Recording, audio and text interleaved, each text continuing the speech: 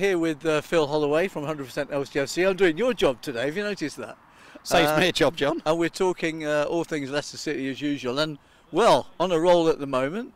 The record's really good behind Man City and Burnley. We're the third best team on form at the moment. But Mr. Pugh did a good job at both Newcastle and Southampton. Yeah, John, it's been, you know, we were speaking to Freddie from a fanzine called The Ugly Inside, who's a Southampton fanzine, on Monday night in our live show, and you know, we were asking Freddie, you know, why did the Saints fans, they were quite pleased to see the back of Pugh, and you know, he was saying, well, he played boring football and he was boring in interviews, and we went, you know, I can see what they mean about interviews, because he does sound a bit, you know, he's not the most jumpy around person, but 8th in the league in a cup final, and then I think, did you see Pugh celebrating some of the goals down there? Well, yeah, he talks about the character he's got, that he's kind of like quite measured, you know, before and after the games, but during the game he's a different personality.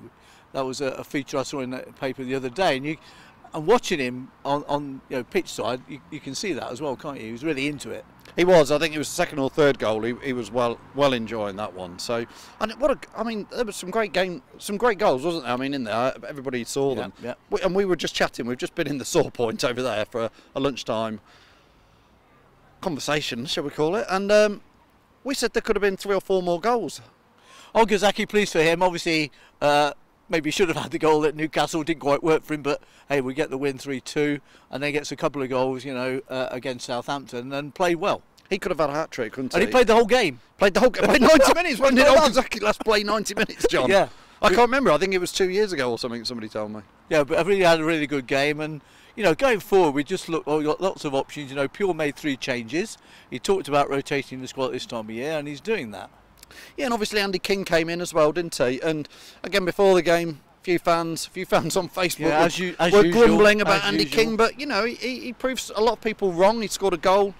You know, part of a team that won 4-1, did his bit, came in and did his bit, and you know, well, the debate I think a lot of fans, John, will be wanting is, which team do we put out our strongest team? What is our strongest team is a question, and then what will we put it out against Crystal Palace, or will we save it for Man City? Well, he could rotate it back. You know, your likes of Gray got left out and so on, all Brighton. You know, it was good to see, you know, Chilwell in an interesting position, you know, playing on the left side of midfield rather than at left back. So, you know, he's not afraid to make those sort of changes. And you have to say Schmeichel had a good game at Southampton as well. He did, didn't he? I think we were 3-1 up, and again, we were looking okay, but when they got that one, Schmeichel came out and made a great save, didn't he? And at 3-2, that could have been a different game, but we quite quickly scored a 4th one after that. And to be fair, the flavour of the whole game was that Leicester were well on top, but Schmeichel had to make the critical save at that time, else it could have turned out a little bit differently.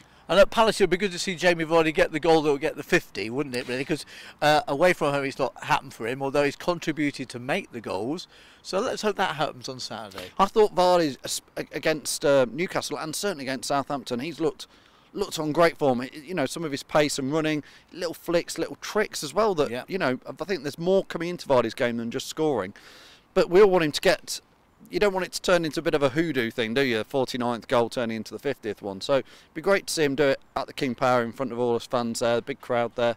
I'm sure he'll celebrate. You know, he's perhaps got something lined up. So let's hope it is 50. And the blonde bomb called Mahrez may do it again. I can't call him bombshell. That sounds too female, doesn't it? Yeah, Mahrez. I've said this before, John. And Mahrez is like, come by me hair and come by me. Yeah. I mean, his performance has been great. I think a lot of people know that I am one of his biggest fans. I think, I've said it many times, he's the best Leicester City player I've ever seen in 40 years of going down there. I don't mind saying that. So I hope we keep him.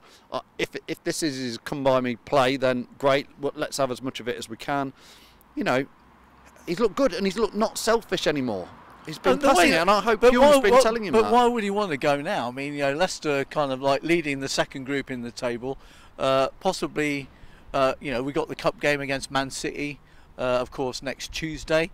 If you get through that, who knows what we might go on to do. So, you know, why would he want to go? He's got a manager that speaks his language. He must be enjoying himself. I think we're only a few points off potentially being, you know... Is it a joke to be saying we could be in the top 4, top 6? You know, we're not far off it. No, we're not. But obviously a lot of games to go. Another win over Palace, I think that's on the cards, given the way we're playing. I know Palace are improving under Roy Hodgson. but you fancy them to win it. You're going for a win this week, aren't you? I am, and just on Morez, I have heard a few, not rumours as such, yeah, but a few things like, you know, you hear pundits saying on things like Sky Sports Match of the Day, oh, Morez would give somebody like Spurs that added dimension. So there is teams like that, and of course Roma are still potentially sniffing around, so I hope he doesn't, but yeah. Okay, let's hope he stays. So what scoreline are you going for this week? John, I'm going to go for 3-1 Leicester. And Vardy's going to score his 50th goal. Well, we're just talking about him. I'll go for Mahrez to score first again because he's doing that a lot at the moment. I'll go for 3-0. I'm going for a big 3-0 on Mahrez. So we obviously want people to put their predictions in, John. But I think a win. I'm sure a lot of them will go for a win. It's just a question of what the score's going to be. But we're scoring goals at the moment, so it could be a big one. All right, everybody. Well, we'll see you. Well, you can finish it off, John. You've been doing the interviewing. I don't know how to finish it off. How do I finish it off? It's John Sinclair, 100% LCFC with Phil Holloway. See, I couldn't say it in the end. And we'll see you at the match. Thanks, everyone.